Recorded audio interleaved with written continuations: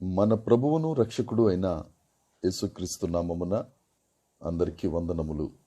దేవునికి స్తోత్రములు. కంటి పాపను కాపాడినట్లు కాపాడే దేవుడు ఈరోజు కొరకు మనకు అనుగ్రహించిన కృపావార్త.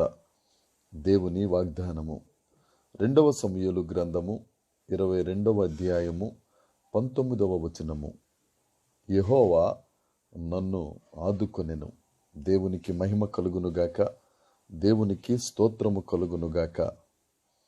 తను శరణుజొచ్చిన వారిని కుడిచేత రక్షించువాడైన యేసయ్య ప్రేమను బట్టి ప్రియమైన సహోదరి సహోదరులారా, మన దేవుడు మనలను ఆదుకునే దేవుడు, ఆదరించే దేవుడు, ఆవరించే దేవుడు, మనలను అక్కున చేర్చుకొని సేదదీర్చి మనకు ఆయన కృపను అనుగ్రహించే గొప్ప దేవుడు.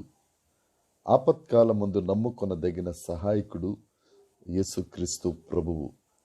బలవంతులకు పగవారు, మనలను ద్వేషించేవారు మనకంటే బలిష్ఠులై ఉండగా వారి వశము నుండి యేసయ్య మనలను రక్షించి ఆదుకుంటారు.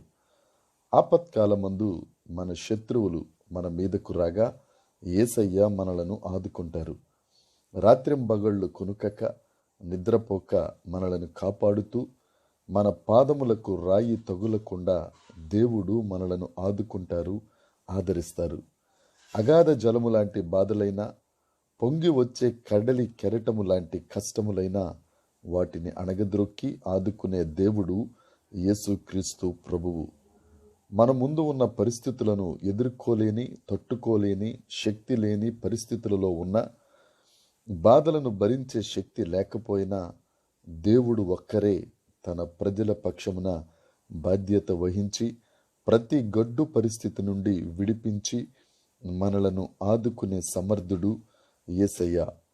దేవుని యందు విశ్వాసం ఉంచిన వెంటనే దేవుడు స్పందించి ప్రతి అపాయకరమైన స్థితి నుండి తప్పించి క్షేమకరమైన పరిస్థితిలోనికి, విశాలకరమైన స్థితిలోనికి నడిపిస్తారు. మనము కష్టాలు దరిగుండా వెళ్తున్నప్పుడు యేసయ్యను వేడుకోవాలి, యేసయ్యను అర్థించాలి, ఆయన సహాయము కొరకు వేడుకోవాలి.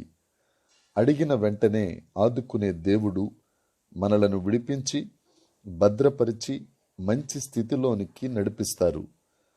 కీర్తనల గ్రంథము 16వ కీర్తన 8వ వచనము ప్రకారం మనము ఎల్లప్పుడూ దేవుని మీద గురి నిలపాలి. అనుక్షణము దేవుని మార్గముల గురించి, దేవుని ఔన్నత్యము గురించి తపన ధ్యాస కలిగి ఉన్న ఎడల దేవుడే మన దైనందిన జీవితములో కలుగ చేసుకుని ప్రతి విపత్కర పరిస్థితుల యందు ఆదుకొని దేవుడే జ్ఞానమును అనుగ్రహించి బ్రతికిస్తారు, నడిపిస్తారు. సదాకాలము దేవుని మీద గురి నిలిపిన వారు ఎన్నడూనూ కదల్చబడరు. దేవుడే వారిని నీతి మార్గముల యందు నడిపిస్తారు. కీర్తనల గ్రంథము 59వ అధ్యాయము 16వ వచనము ప్రకారం అనేక ఆపద్దినములు పైకి వచ్చినను యేసయ్య ఆశ్రయంగా ఉండి ఆదుకుంటారు.